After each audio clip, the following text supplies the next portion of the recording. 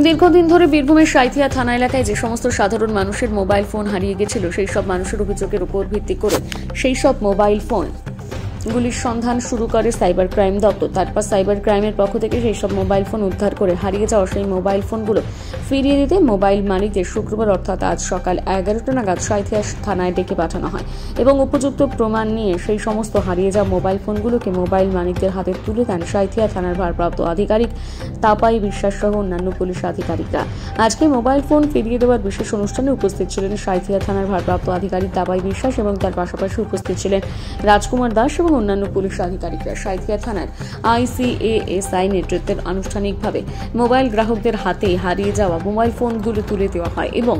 আগামী দিনে এই ধরনের বিভিন্ন প্রয়াস চালু থাকবে বলে জানান সাঁইথিয়া থানার ভারপ্রাপ্ত আধিকারিক তাপাই বিশ্বাস।